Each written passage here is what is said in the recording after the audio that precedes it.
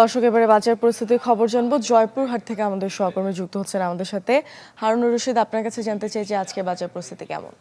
নগদ নিয়ে এলো হার না মানা হার অফার। সর্বনিম্ন 10,000 টাকা রেমিটেন্স নগদে পাঠালে থাকছে স্বর্ণের হার জেতার সুযোগ। মূর্ছনা, আমি এই মুহূর্তে আছি জয়পুরহাট শহরের সবচেয়ে বড় বাজারটি নতুন হাট। এই নতুন হাটে আজকে বাজারের কথা যদি বলি, যে প্রতিটি সবজি কিন্তু 50 থেকে 60 টাকার নিচে নয়।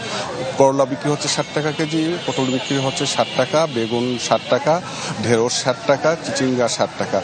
আর যদি বলি কাঁচামরিচের ঝাঁজ কিন্তু কিছুটা কমে এসেছে। কয়দিন আগে যেটি বিক্রি হয়েছে 220 টাকা 240 টাকা, সেটি এখন বিক্রিতে দাঁড়িয়েছে 60 থেকে 70 টাকা কেজি দরে।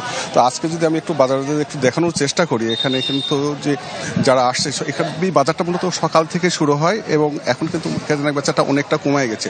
তো আমি এখানে দেখছি যে জয়পুরহাটের এখানে একজনের সাথে কথা বলবো, জয়পুরহাট ক্যাবের সভাপতি।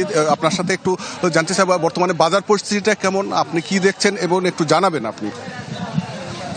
বর্তমানে আমাদের জয়পুরহাটে নিত্য প্রয়োজনীয় জিনিসের দাম, চাল ডাল প্রত্যেকটা জিনিসের দাম বাজার ঊর্ধ্বগতিতে যাচ্ছে।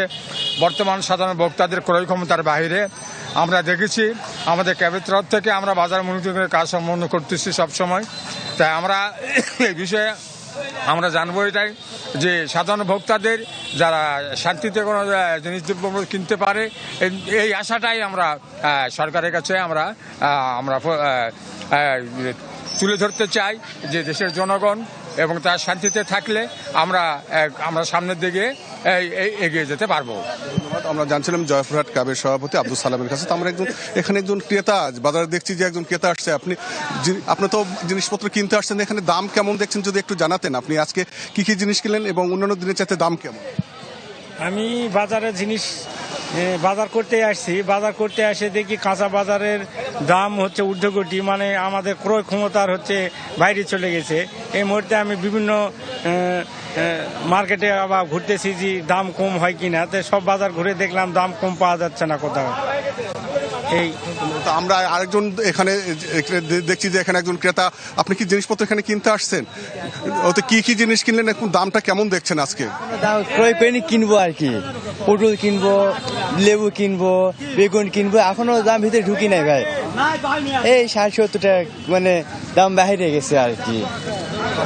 তো এখানে দেখছি যে কয়েকজন কৃষক আছে, কৃষকরা এখানে কেনা বেচার জন্য তারা আসছেন। দেখুন, দেখছি যে শশা নিয়ে আসছে একজন কৃষক। তো ওই কৃষকের কাছ থেকে ভাই শশাটা কে নিয়ে আসছেন? আপনারা কে এখানে শশা নিয়ে আসছেন? আপনি?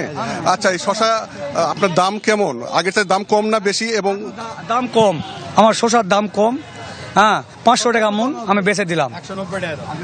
আগে ছিল 800 টাকার থেকে 500 টাকা চলে আসে। আমার শশা কেউ নেয় না হারের।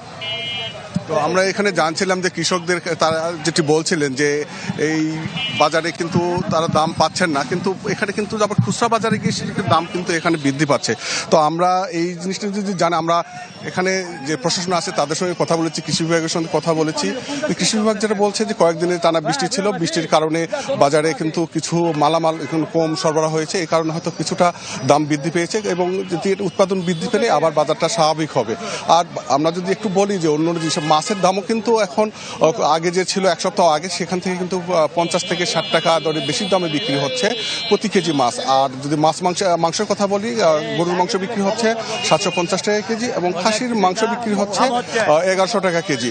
তো সব মিলিয়ে কিন্তু এখানে সবজির যে আমাদের যেহেতু জয়পুরহাট একটি কৃষি এলাকা, এখানে কিন্তু প্রচুর সবজি হয়, কিন্তু বৃষ্টির কারণে সবজি সরবরাহ যেটা উৎপাদন অনেকটা কমে গেছে। কৃষকদের উৎপাদন খরচ বাড়ছে, কিন্তু সেই হিসাবে কৃষকরা যেটা বলছে উৎপাদন খরচ বাড়লেও কিন্তু তারা সেইভাবে দাম পাচ্ছে না। তারা পাইকারি দামে যেটা বিক্রি করছেন, খুচরা বাজারে কিন্তু তার সেটা দ্বিগুণ হয়ে যাচ্ছে। তো সব মিলিয়ে কিন্তু জয়পুরহাটে কিন্তু এখন বাজার পরিস্থিতিটা অনেকটা নিয়ন্ত্রণহীন। এই ছিল জয়পুরহাট থেকে সবজি বাজারের সর্বশেষ খবর। মূর্ছনা। হারুন, আপনাকে ধন্যবাদ। দর্শক, বাজার পরিস্থিতির খবর জানাতে জয়পুরহাট থেকে আমাদের সাথে যুক্ত হয়েছিলেন সহকর্মী হারুনুর রশিদ।